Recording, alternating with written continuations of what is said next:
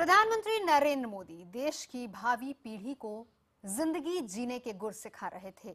वो उनके लिए प्रेरणा बन रहे थे, बता रहे थे कि असल में जिंदगी जीने के लिए क्या नियम कायदे होने चाहिए। हर विषय पर बोलते हुए वो बिजली पर भी आए।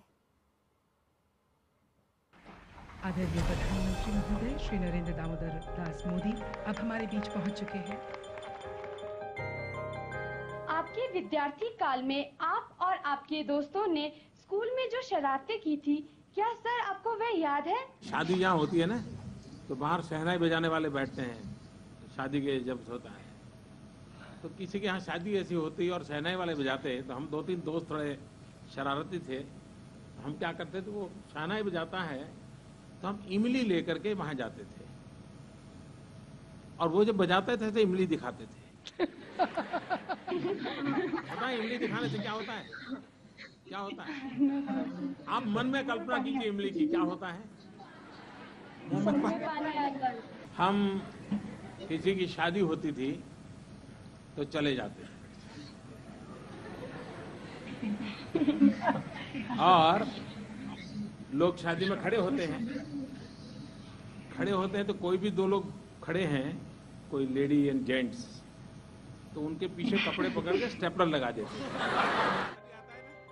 प्रधानमंत्री नरेंद्र मोदी अपनी बचपन की शरारतें सुना रहे थे। बच्चों को बता रहे थे कि उनकी शरारतें भी बाकी बच्चों की ही तरह थी, लेकिन मोदी ने बच्चों से वादा लिया कि वो अपनी शरारतों पर थोड़ा लगाम लगाएंगे।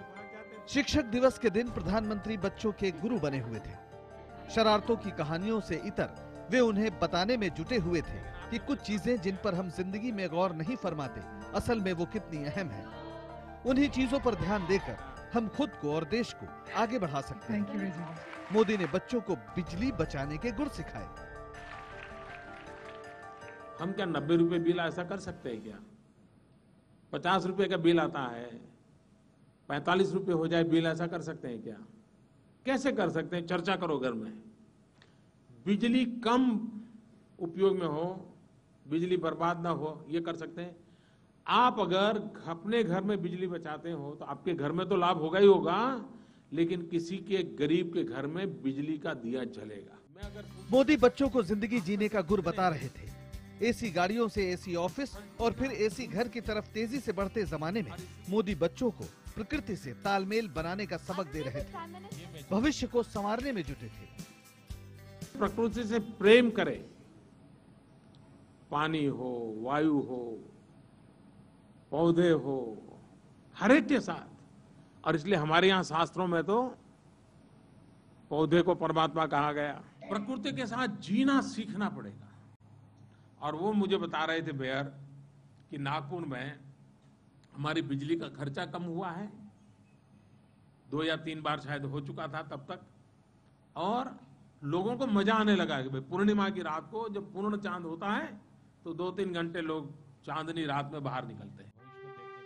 भारत अभी युवा देश है। इस देश में युवाओं की संख्या भी ज्यादा है। जाहिर है भविष्य की बड़ी जिम्मेदारी भी उन्हीं कंधों पर है।